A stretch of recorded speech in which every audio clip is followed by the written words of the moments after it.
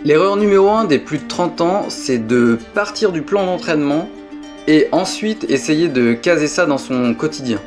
Alors qu'en réalité, c'est beaucoup plus productif de faire l'inverse, de partir de son emploi du temps et d'énergie qu'on est prêt à consacrer à l'entraînement et seulement ensuite de définir son plan d'entraînement.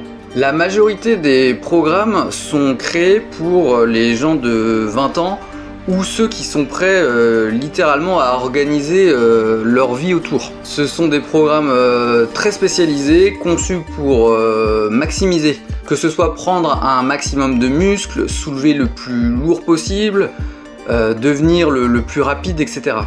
Vraiment tout optimiser pour obtenir un maximum de résultats. Le problème, c'est qu'après 30 ans, c'est rarement tenable. Entre le travail, la vie sociale, de couple, de famille, les loisirs, les sorties, etc. Et aussi le simple fait qu'en fait, on n'a plus la même énergie et la même capacité de récupération. Parce qu'en fait, il faut savoir identifier les variables qui vont peu changer en termes d'efficacité, on va garder la même efficacité, mais réduire énormément le temps et l'énergie nécessaires. Et c'est ça qui permet d'obtenir un maximum de résultats pour un minimum de temps et d'effort, mais pas sans bricoler en fait au hasard et bidouiller de façon aléatoire. Avec cette approche, vous n'allez pas gagner le prochain concours de culturisme, ou passer une planche sur les petits doigts, ou intégrer l'équipe nationale de 100 mètres, ou encore passer les tests de sélection des Navy Seals. Pour ça, il faut des spécialistes et s'y consacrer à 100%. Mais vous allez avoir la majorité des résultats pour une fraction des efforts. C'est l'idée que je répète souvent des 20% qui donnent 80% des résultats. Donc oui, certaines choses vont être un peu laissées de côté, mais avec la base, les fondations que vous aurez construites, vous pourrez facilement en fait vous spécialiser plus tard si l'envie ou le besoin se fait sentir. Par exemple pour les jambes, dans le quotidien ou dans les sports, ce qui prédomine c'est la locomotion. C'est se déplacer, marcher, courir et changer de direction. Donc l'objectif c'est de développer la force et la mobilité nécessaires pour ça. Comment on fait ça? En travaillant dans les mêmes schémas que la locomotion. En appui sur une jambe et l'autre qui supporte, comme nous nous déplaçons en fait naturellement. Et on progresse en fait avec des charges et de la difficulté. Le résultat, un corps plus efficace et plus résilient dans sa façon de bouger. Pour le haut du corps, on va viser plus esthétique et proportion. Mais on garde une logique fonctionnelle et mobile. Et pour ça, on va mixer stratégiquement calisthénie et musculation pour dessiner un haut du corps équilibré et harmonieux. Dans la plupart des sports, au-delà de la technique, ce n'est pas la force brute, la vitesse pure ou même l'endurance en fait qui vont faire la différence, c'est l'accélération.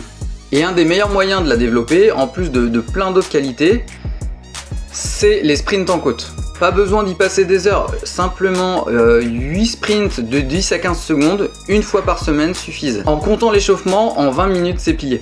Le but c'est d'être cohérent avec ce qu'on veut, de construire un corps qui s'aligne sur nos valeurs et sur nos besoins. Tout ça en fait répond à ce que beaucoup d'entre nous recherchons. Être capable au quotidien et dans des situations d'effort, avoir un corps esthétique, valorisant et équilibré, sans excès mais sans grosse faiblesse, sans gros gap, et le tout dans un format qui s'intègre dans notre quotidien, dans la vie réelle. C'est vraiment essentiel de trouver le bon rythme et la bonne organisation qu'on puisse tenir, et même mieux dans laquelle on prenne du plaisir à suivre et à progresser. De trouver sa respiration comme en sport, de trouver son souffle. Même si vous n'avez que peu de temps, on peut mettre en place une routine efficace, tenable et gratifiante. En étant réaliste, hein, bien sûr. J'ai perdu énormément de temps à suivre des programmes trop lourds et trop spécialisés, alors qu'au fond il s'agit simplement d'organiser intelligemment en fait le fait de bouger et d'habiter son corps. Donc partez de vos disponibilités, décidez du temps que vous voulez investir et formez-vous ou faites-vous accompagner pour créer un plan qui colle parfaitement à votre situation, à votre quotidien. C'est ce que j'essaie de partager sur cette chaîne. Je suis aussi en train de créer un accompagnement. Donc si cette approche te parle, dis-moi en commentaire ou sinon par mail en description ton âge, ta disponibilité hebdomadaire pour t'entraîner et ce qui te pose actuellement le plus de difficultés. Je lis tout et ça m'aide énormément pour créer du contenu et un accompagnement qui vous correspondent vraiment. Voilà, à bientôt!